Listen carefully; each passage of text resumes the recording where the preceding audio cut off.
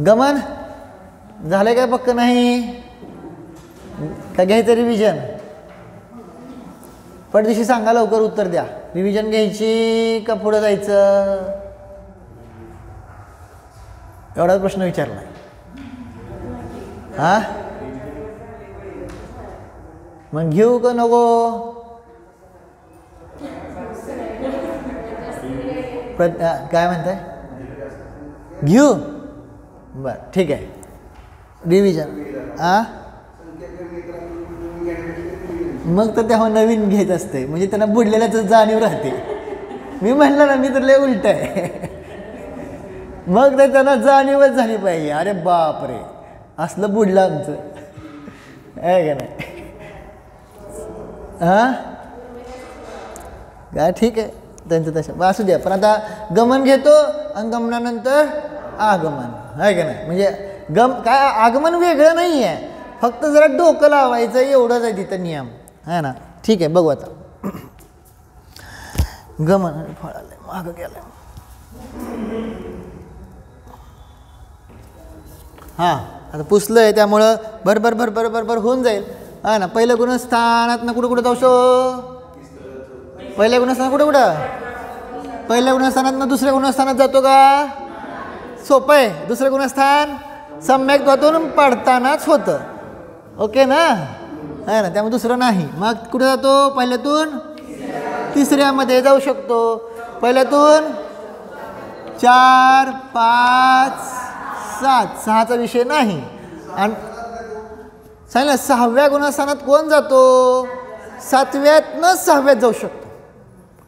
Direct 6वा नाही जात कधीच. हां मग तेच आता हां मग आता समजा काय पहिल्या गुणस्थानावरती आहे तो जीव ध्यानाला बसलेला आहे, साधू आहे, कळलं का नाही? आणि त्याला पहिल्यांदा काय होणार? शुद्धोपयोगाची प्राप्ती होणार का नाही होणार? मग ते शुभ आहे ते पहिल्या गुणस्थानातलं आहे. तो शुभोपयोग पहिल्या गुणस्थानात आहे, कळलं का नाही आहे ना. आणि जेव्हा सम्यक दर्शन होणार तेव्हा शुद्धोपयोगाची प्राप्ती होणार ती कुठल्या गुणस्थानात होणार? 7व्यातच आहे की नाही. 6व्यात सम्यक दर्शन होत नसते. सम्यक दर्शन होण्याचं जे मुनी अवस्थेतलं स्थान आहे ते कुठलं आहे? 7वं. म्हणून डायरेक्ट 7व्यात जातो, कळलं का नाही. आणि मग 7व्यात जास्त वेळ राहू शकत नाही तेव्हा तो काय येतो? 6व्यात. निर्विकल्पात राहत नाही तेव्हा तो येतो विकल्पात, कळलं का नाही. म्हणून 6व्यात डायरेक्ट एंट्री कुठंच नाही, कुठंच नाही. फक्त 7व्यातून 6व्यातच येता येते. हा एकच दरवाजा आहे. लक्षात आलं ना. डायरेक्ट कधी जात नाही. प्रमत्त योग कधी होत नाही. प्रमत्तच आहे आणि काय प्रमत्त विरत होतं आहे ना. प्रमादीच आहे ना पहिल्यापासून, कळ. ते पण घटवायचं होतं. आदी आणि अंत दीपक आहे ना. आदी दीपक अंत दीपक आहे ना. ते पण राहिले घटवायचं. हां घेतो. सोपं आहे ते. सोपं प्रकरण आहे हे. ज्यांना नाही कळलं ना त्यांना आदी दीपक आणि अंत दीपक तर कळेल. सोपं आहे. हां काय संबंध नाही. मी म्हणलं ना आता तिथं तुमचं द्रव्यलिंग किती पण असू द्या तरी सुद्धा पहिल्या गुणस्थानच म्हणतात. हां परिणाम केले की तुमची कर्माची जी अवस्था होती मोहनीय कर्माची त्याच्यावर गुणस्थान ठरतात आहे ना. म्हणून तर त्या गुणस्थानांची स्तुती केलेली आहे. कधीसुद्धा बाह्य द्रव्यलिंगाची स्तुतीच केली नाही. मग केली आहे नाही असं नाही. ते करणारं खूप स्थूल प्रत्मान योग आहे, कळलं का नाही. आता तुम्ही मंदिरात येत आहे तर तुम्हाला धार्मिक म्हणायचं काम कोणाचं आहे? प्रत्मान योगाचं आहे, कळलं का नाही. कर्णन योग नाही म्हणत आहे ना. ते म्हणते जर तुम्ही गुणस्थान चढला तर धार्मिक, कळलं. म्हणून वीरसागर महाराजांनी तो चार्ट केला 1 नंबरचा 4 अनुयोगाचा. ठीक आहे ना. तो आपण कधी परत बघूया. तर पहिलं गुणस्थान कळलं ना. आणि पुढची तर गुणस्थानं नाहीत. 8 9 10 वगैरे कोणासाठी आहेत? काय 8 9 10 वगैरे सगळे श्रेणी समजते ना. उपशम श्रेणी आणि शपक श्रेणी आहे काय ते चढणार आहे. त्यामुळे त्यांचा तो विषय नाही. श्रेणी चढण्यासाठी 7वं गुणस्थान कंपल्सरी. ओके लक्षात येत आहे ना. आता पुढं गुणस्थान नंबर 2. दुसऱ्या गुणस्थानात कुठं जातोय? पडलेलाच असतो ना तो, सम्यक्त्वातून पडलेला आणि मिथ्यात्वाकडे जाणारा, त्यामुळे दुसऱ्यातनं कुठं जाणार, पहिल्यात. संपला विषय. हां, तिसऱ्या गुणस्थानातून आहे ना, तिसऱ्या गुणस्थानातून तो पहिल्यात येऊ शकतो आहे ना, आणि चौथ्यापर्यंत जाऊ शकतो. हा एवढाच नियम आहे. मला तर अजून काय मिळालं नाही, 5व्यात का नाही, 7व्यात का नाही आहे ना. बघू अजून काय मिळालं तर, पण तिसऱ्यातून पहिल्यात आणि चौथ्यात. ठीक आहे ना, लक्षात आलं. पुढं त्यानंतर चौथ्या गुणस्थानातून, आता चौथं म्हणजे कोण, अवृत्ती सम्यक दृष्टी आहे का नाही, प्युअर असंयमी आहे, कळलं का नाही, परंतु सम्यक दृष्टी आहे. असा चौथ्या गुणस्थानावरती कुठं कुठं जाऊ शकतो, खाली घसरला तर पहिल्यात येऊ शकतो का नाही मिथ्यात्वात. सोपं आहे ना, जे सोपं आहे तेवढं तर बोला आहे ना. चौथ्यातनं समजा पडला सम्यक्त्वातनं, तर तो दुसऱ्यात जाऊ शकतो का नाही, आरामात आहे ना. तिसऱ्याचा उदय आला तर जाऊ शकतो, मिश्राचा उदय आला तर, कळलं का नाही. 3 तुकडे करतो का नाही आपण, बघितलं होतं तेव्हा आहे ना. तिसऱ्यात जाऊ शकतो. परत त्यानंतर चौथ्यातून 5व्यात पण जाऊ शकतो, वर चढायचं ना त्याला, देश संयमी. आणि चौथ्यातून 7व्या गुणस्थानामध्ये पण जाऊ. चांगलं जमलं, आता सगळ्यांना पक्क झालं आहे ना. पुढं 5व्या गुणस्थानावरती सोपं आहे, हेच आहे. पहिल्यात जाऊ शकतो, दुसऱ्यात, तिसऱ्यात, चौथ्यात आणि 7वं. पुढचे चान्स संपले, श्रेणीचे आहेत. पुढं श्रेणी चढायचं असेल तर 7वंच पाहिजे. 8, 9, 10 वगैरे जायचं असेल तर 7वं गुणस्थान पाहिजे, कळलं का नाही. पुढं 6व्या गुणस्थानवरती, 6व्यातनं पहिल्यात येऊ शकतो, दुसऱ्यात, तिसऱ्यात, चौथ्यात, 5व्यात आणि सोपं आहे. झालं का नाही सोपं, चांगलं भरभर झालं. मला वाटलं नव्हतं तुमचं एवढं पक्क झालं आहे ना. पुढं त्यानंतर 7व्या गुणस्थानवरती, 7व्यातनं कुठं जातो तो, 7व्यातनं पहिल्यात पडू शकतो का नाही, 2च ऑप्शन आहेत आहे ना. खाली आला तर 6व्यात आणि वर चढला तर 8व्यात. श्रेणी आता सुरू झाली ना तिथं, जर श्रेणी चढला तर 8व्यात, नाहीतर 6व्यात. समजलं ना, सोपं आहे का. पुढं 6वं 7वं. पुढं 8व्या गुणस्थानवरती खाली आला, उपशम श्रेणीतनं खाली आला, खाली येणारा तोडच आहे, तो एकच आहे, कळलं का नाही. 11, 10, 9, 8 असा करत आलेला 7व्यात येईल, नाहीतर वर चढला तर मग तो वर चढणारे कोणी पण असू शकेल, उपशम श्रेणी बाळा पण असेल किंवा, पण खाली उतरणारा उपशम श्रेणीचवाला. समजलं ना, कळतं ना. 2 श्रेणी आहेत, उपशम श्रेणी, क्षपक श्रेणी. एवढं लक्षात राहील का नाही आहे ना. उपशम श्रेणीवालाच खाली उतरतो, तो वर जाऊ शकत नाही. पुढं 8, 9, 10, 11, परत 11 गेला की 10, 9, 8, 7 असं खाली येतो, कळलं का नाही. हा उपशम श्रेणीवाला. आणि क्षपकवाला 8, 9, 10, 12, 11वर नाही जायचं, डायरेक्ट 12, 12 गेला की 13, आर्यंत बनला 13, कळलं का नाही. आणि नंतर 14 सिद्ध, क्षपक श्रेणीचं, कळलं का नाही. तर अशा प्रकारे 8व्यातनं 7, पुढं 9व्या गुणस्थानातनं 8 आणि 10, कळलं का नाही. पुढं 10व्या गुणस्थानातनं 9, 11, 12 लक्षात राहील ना. इथलं सगळं पुसले आता, जाऊ द्या, आता काय करणार, नाही तर चार्ट होता सगळा. ठीक आहे, कळलं का, सोपं आहे. पुढं 11व्या गुणस्थानातनं कुठं उतरणारच, तो चढूच शकत नाही, 10व्यात जातो. 12व्यातनं नियमानं 13व्यात, 13व्यातनं नियमानं, आणि 14व्यातनं नियमानं सिद्ध. झालं का. हे काय झाले, गमन. आता काय लावायचं, आगमन. एवढं फास्ट होते बघा, आता एकदम फास्ट आहे ना. आगमन नाही, तिकडे वेगळंच लिहितो, राहू दे. हां, पहिल्या गुणस्थानात कुठून येतो? पहिल्या गुणस्थानात कुठून येतो? हे बघा, काय नाही, इथं कुठं कुठं एक लिहिलंय तेवढं बघायचं.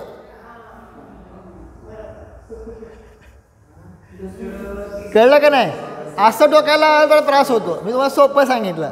इथं एक कुठं कुठं लिहिलंय, दुसऱ्या गुणस्थानात पुढे लिहिलंय का नाही? दुसऱ्या गुणस्थानातनं पहिल्यात येतो, मग दुसरं, त्यानंतर तिसऱ्या गुणस्थानातनं पहिल्यात येतो, तिसरं, चौथ्या गुणस्थानातनं पहिल्यात येतो, चौथं, पाचव्या गुणस्थानातनं पहिल्यात येतो, पाचवं, सहाव्या गुणस्थानातनं पहिल्यात येतो. झालं का? संपलं. किती सोपं झालं. असं जर लावलं तर जर सोपं जातं. नाही तर तुम्ही जर आठवून जर लावला तर काय होतं, चांगलं पक्क होईल पण वेळ लागतो आणि मग खूप जड जातं लोकांना, आहे ना. म्हणून मी हा सोपा तुम्हाला हे केला चार्ट. कळलं का नाही? असं इकडून बघायचं, आहे ना. आत्ता तर इकडून बघा, नंतर मग आठवून काढा, आहे ना, की पहिल्या गुणस्थानात कुठून कुठून येऊ शकतो. आगमन जरा त्यामुळं कठीण जाऊ शकतं ना, म्हणून मी तुम्हाला सोपं सांगतो. आता दुसरं गुणस्थान, हां, दुसरं गुणस्थान कुठं? पहिल्यातनं येऊ शकतो का? हा ना. तिसऱ्यातनं, हां, पुढं 4, 5, 6. समजलं? झालं का? किती सोपं झालं आहे. हां. त्यानंतर तिसऱ्या गुणस्थानात कुठून येऊ शकतो? पहिल्यातनं येऊ शकतो, दुसऱ्यातनं नाही, तिसऱ्यातनं तर विषय नाही, चौथ्यात 4, 5, 6. झालं? असं लावा, आहे का नाही? हे एकदम फास्ट जात आहे, सोपं. चौथ्या गुणस्थानातनं, आहे ना, कुठून? पहिल्यातनं, तिसऱ्यातून, पाचव्यातून, सहाव्यातून. ओके, कळतं ना? चौथं गुणस्थान 4 आकडा कुठं कुठं लिहिले बघा की. 4, 4, 4, 4. मग ही गुणस्थानाची संख्या तिथे लिहिल्या. असं जरा सोपं जातं का नाही? हां, असंच बघा.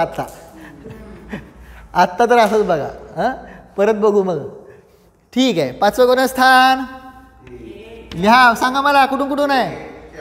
1, हां, फुटकून काढा. 4, 6. सहावं गुणस्थान, सहावं गुणस्थान कुठून येते? फक्त 7व्यातून. कळलं का? आगमन, है ना. हे आगमन चाललं, हे गमन गुणस्थानांचं, आणि हे आगमन. कुठून येतो, कुठे जातो, कुठून येतो. कळलं का? पुढं 7वं गुणस्थान इथे दिसते. 1, 4, 5, 6. दिसतं ना सगळ्यांना? 1, 4, 5, 6 आणि 8. आलं का? 8व्यातनं 7 लिहिलं का नाही? 8व्याच्या पुढं. सोपं झालं एकदम. आता गुणस्थान कुठलं? 8वं. 8व्यात सांगितलं कुठून येतो? 7व्यातून आणि 9व्यातून. 9व्या गुणस्थानात 8व्यातून आणि 10व्या. समजलं का नाही? कुठून येतो? 8व्यातून 9व्यात येतो, नाही तर उतरताना 10व्यातनं 9व्यात येतो. कळते का नाही? 10वं गुणस्थान 9 आणि 11 आणि 12. 10व्यातनं 12व्यात जातो ना, पण 12व्यातनं 10व्यात कुठे येतो? नाही नाही नाही. 9 आणि 11, 9 आणि 11 दोनच. इथं लिहिले का बघा की तुम्ही? 12च्या पुढे लिहिलंच नाही ना आपण, आहे ना. 11 आकडा कुठे 10वा कुठे लिहिलेला आहे? इथं आणि इथं. कळलं का नाही? हां. 11व्या गुणस्थानात 10व्यातून येतो, 12व्या गुणस्थानात 10व्यातूनच येतो, है ना. 13व्या गुणस्थानात 12व्यातून येतो, 14व्या गुणस्थानात 13व्यातून येतो. आणि पुढं सिद्ध आहे ते कुठून 14व्यातून येतो. असा हा चार्ट झाला.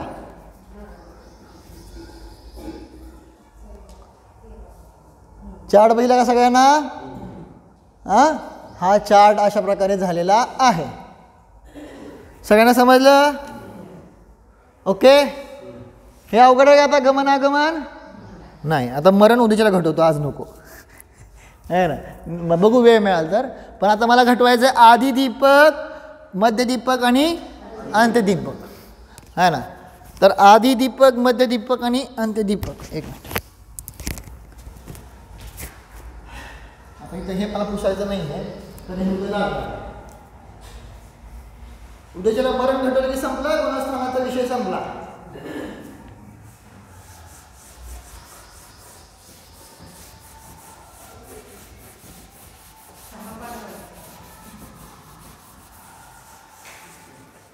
हा आता काय आहे आधी दीपक.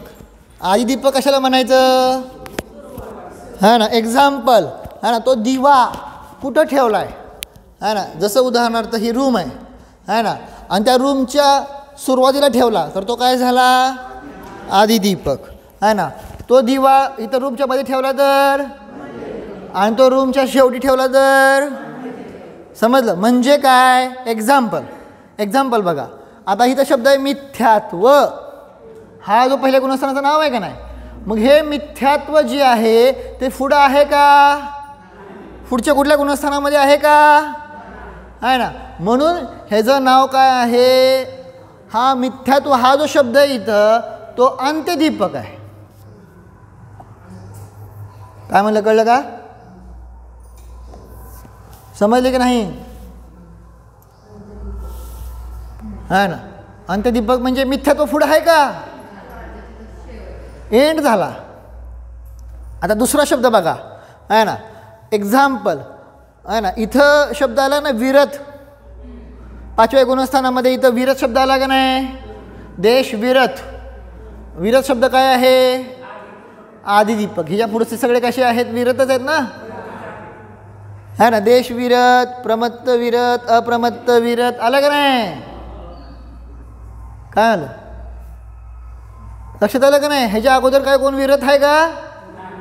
5व्याच्या अगोदर नाही. लक्षात येते ना? अविरत आहे. हो, अविरत म्हणजे विरत झाला का? मी शब्द घटवतोय काय आता? विरत घटवतोय का नाही? आता मला काय घटवायचं आहे? विरत. विरत जो शब्द आहे ना, तो काय झालेला आहे तिथं? हां त्याच्या अगोदरची व्रत हे व्रत म्हणले जात नाहीत. कळलं ना?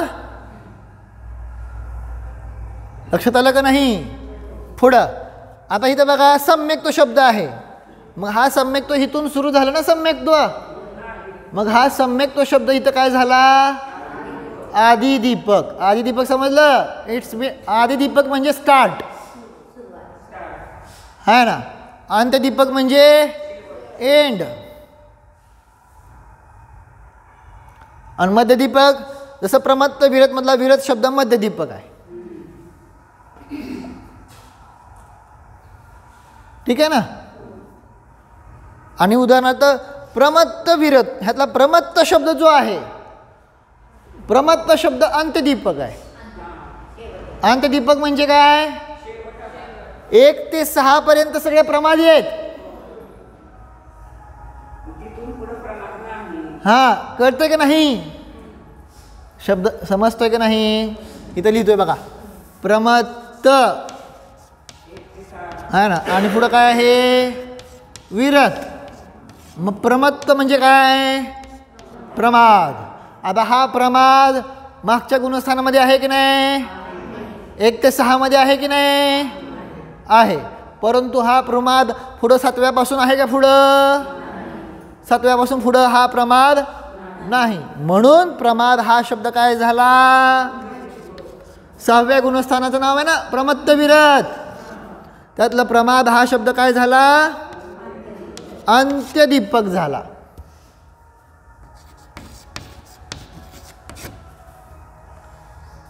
लक्षात आले की नाही? हा, जसं चौथ्या गुणस्थानाचं नाव काय आहे? अविरत सम्यक्त्व.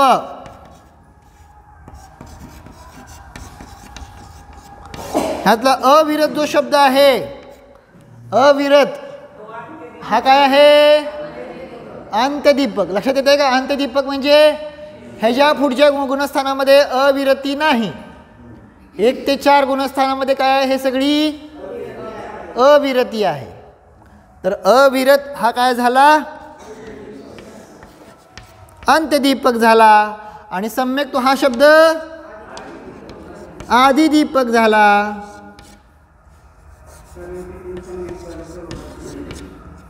कारण इथून सम्यक्तला सुरू झाली ना, चौथ्या गुणस्थानापासून आहे ना. चौथ्या गुणस्थानावरती सम्यक दृष्टी, कळलं का? 5व्या गुणस्थानावरती सम्यक दृष्टी, 6व्या 7व्या गुणस्थानावरती. मग ते सगळे सम्यक दृष्टीच आहेत ना, सगळे पुढचे, म्हणून त्याचं नाव पडलं आदिदीपक. पण त्याच्या मागची गुणस्थानाचे कोण आहेत का? कोण? पहिल्या गुणस्थानावरतीला सम्यक दृष्टी म्हणतो का? दुसऱ्याला म्हणतो का? तिसऱ्याला म्हणतो का? म्हणून त्याच्या मागचे सगळे मिथ्यादृष्टी आहेत. कळलं की नाही? म्हणून तिथं सांगितलं काय आहे? सम्यक तो हा शब्द आदिदीपक. आणि अविरत मधला अविरती जो आहे तो कसा आहे? अंतदीपक. समजते का? कन्फ्यूज होते? समजलं का नाही? आदिदीपक अंत्यदीपक आम्हाने सुद्धा घटवलंय तसं खूप, हे आहे ना. हा, अविरत म्हणजे काय? अव्रती, असंयमी. कुठंपर्यंत आहे? पुढच्या पुढं 5व्यापासून असंयमी आहे का? हा, पण संयम सुरू झाला ना, म्हणून अविरत हा अव्रती जो आहे तो 1 ते 4. आणि व्रती 5व्या गुणस्थानापासून पुढचे सगळे व्रतीच.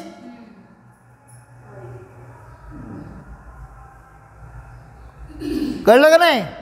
डोकं असं लावायचं आपल्याला. अव्रती 1 ते 4, व्रती 5 ते पुढे, है ना. पॉइंट समजला का? है ना. मिथ्यादृष्टी म्हणजे मिथ्यात्व 1 ते 3, 4 काय है ना. आणि सम्यक्त्व 4 ते पुढं सगळं. लक्षात आलं का? 13व्या गुणस्थानाचं नाव काय आहे? म्हणून मी सांगतोय गुणस्थानाची नावं पाठ करा. का? मला माहिती हे पुढे लागणार आहे. संयोग, केवली, जिन. आता जिनचा आत्ता नको घटवा, ठीक आहे, गज. ठीक आहे. संयोग म्हणजे काय आहे? योग सहित. म्हणजे 1 ते 13 गुणस्थानं सगळी कशी आहेत? योग सहित आहेत. म्हणून संयोग शब्द काय झाला? अंत्यदीपक. पुढं योग नाही आहे, पुढं योग नाही. कळलं का? केवली. आता अगोदरचे कोण केवली होते का? काय विचारतोय? मग हे काय झालं इथून? आदिदीपक. समजलं का नाही? 13व्या गुणस्थान वर्त्यांना पण केवल ज्ञान आहे, 14व्या वर्तींना पण केवल ज्ञान आहे, सिद्धांना पण केवल ज्ञान. कळलं का नाही? केवली झाले का नाही? म्हणून केवली शब्द काय झाला? आदिदीपक. आता हे जिनं जरा थोडं अपेक्षेनं घटवायचं आहे. मी आता जिनं कसं घटवू मला तीच विचार करावं लागेल. 4 घाती कर्माचा नाश केला म्हणून म्हणला तर जिनं, तर हे काय जाणार? आदिदीपक राहणार जिन शब्द, आहे ना. परंतु तुम्ही 4 घाती कर्माचा न लावता जर तर मग ते मध्यदीपक आहे जिन. म्हणजे ते तुम्ही काय लावणार आहे त्याच्यावर डिपेंड आहे अपेक्षा. ठीक आहे ना. एवढं समजलं का आता इथं? सयोग केवली, अयोग केवली. आता पुढं अयोग केवली 14व्या गुणस्थानाचं नाव आहे का नाही? तुम्ही सांगा मला आता 14व्या गुणस्थानाचं नाव काय आहे? अयोग केवली जिन. टाइम झाला. अयोग केवली जिन. आता त्यामध्ये अयोग शब्द काय आहे? अयोग काय आहे? आदिदीपक. का? योग रहित 14व्या पासून सुरू झाले. त्याच्या अगोदर सगळे कसे होते? योग सहित होते का नाही? योग होता का नाही? म्हणून अयोग केवली शब्द काय झाला आता इथं? मध्यदीपक आला. का? कारण केवली कुठून सुरू झालेत? 13व्या पासून. कळलं का? आदिदीपक, मध्यदीपक. समजते का? अवघड गेलं? विचारतो, उत्तर द्या फक्त मला. हां, आता मध्यदीपक सोपं आहे हो. जिथून त्याची स्टार्ट होते, स्टार्ट पॉईंटचं नाव आहे आदिदीपक, एंड पॉईंटचं नाव आहे अंत्यदीपक. म्हणजे ह्याच्या पुढे तुम्हाला ते सापडणार नाही, आहे ना. आणि जर मध्ये कुठं आलं तर मध्यदीपक. स्टार्ट पॉईंटचं नाव काय आहे? आदिदीपक. एंड पॉईंटचं नाव काय आहे? मग तुम्ही त्या शब्दाकडे बघा ना की हा स्टार्ट आहे का एंड आहे? सयोग केवलीमध्ये सयोग जो शब्द आहे तो स्टार्ट आहे का एंड आहे? एंड आहे का नाही? एक पहिल्या गुणस्थानापासून योग आहे 13व्या गुणस्थानापर्यंत. म्हणून तिथं सयोग हा शब्द काय झाला? हा, सयोग शब्द झाला अंत्यदीपक. एंड दाखवतोय ना. आणि अयोग शब्द 14व्या गुणस्थानामध्ये अयोग शब्द काय दाखवतोय? हा ना, अयोग शब्द आधी दाखवतोय. कारण योगाने रहित महाग कोणच नव्हतं, पण 14व्याच्या पासून पुढं सगळे आहेत. म्हणून अयोग हा शब्द दाखवतोय आदिदी, स्टार्ट पॉईंट दाखवतोय. दुसरं बघा उदाहरण आहे का नाही? केवली आहे ना. केवल आणि कोण होतं का अगोदर? मग 13व्या गुणस्थानातला केवली शब्द काय झाला? परंतु 14व्या गुणस्थानातला तोच केवली शब्द हा अंत्य का नाही झाला? पुढं सिद्ध आहेत की केवली, पण सिद्ध केवली आणि आहेत का नाही? हा, म्हणून तो केवली शब्द काय झाला तिथं? 14व्या गुणस्थानातला केवली शब्द मध्यदीपक झाला. समजलं का नाही? अवघड झालं का सोपं?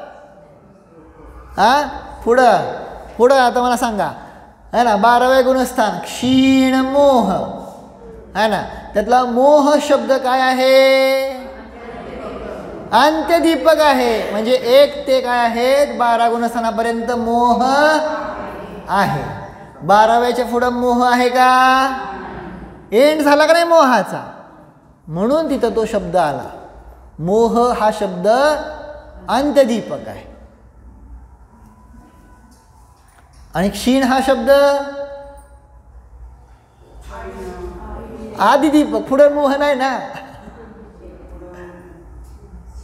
मोहरहित आहेत का नाही? है ना. पॉइंट समजला ना?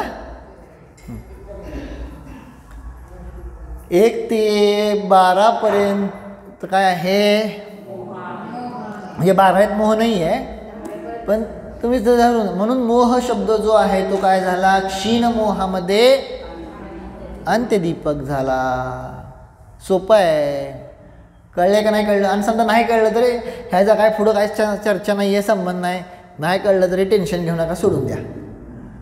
म्हणजे ह्याचा काय एवढं इम्पॉर्टन्स नाही आहे. आदिदीपक, मध्यदीपक आणि अंत्यदीपक. हां, इम्पॉर्टंट हे आहे बरं का, गमनागमन हे पक्क करा. कारण उद्याच्याला मी ह्याच्यातलं मरण घटवतो. लक्षात आलं का नाही? एवढं तिथं लिहून ठेवा. आदिदीपक is equal to start point, मध्यदीपक is equal to middle point आणि अंत्यदीपक is equal to end point. जर तो शब्द एंड दाखवत असेल तर अंत्यदीपक, तो शब्द जर स्टार्ट दाखवत असेल तर आदिदीपक. एवढं तर म्हणायचं त्याला. तो शब्द काय दाखवतोय एवढं फक्त बघा. कळलं ना? स्टार्ट दाखवला आदिदीपक, एंड दाखवला अंत्यदीपक आणि मिडल दाखवला तर मध्यदीपक. बस एवढंच म्हणायचं. हे सोपं आहे का नाही? बस हे लावायचं, हे घटवायचं आहे ना. आता तुमचं तुम्ही घटवा. चला डोळे बंद करा. जाणं मी हा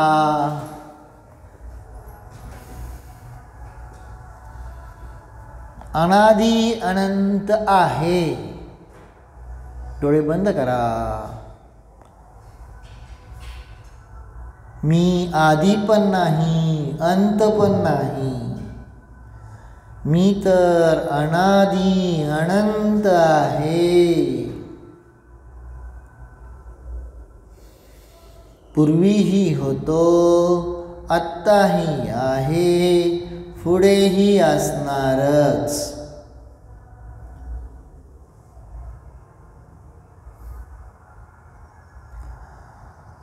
अनादि अनंत स्वरूपोऽहम्.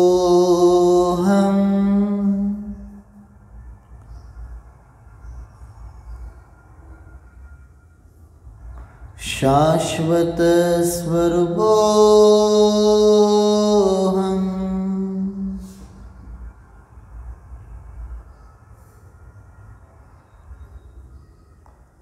ध्रुव नित्य स्वरूपोऽहम्.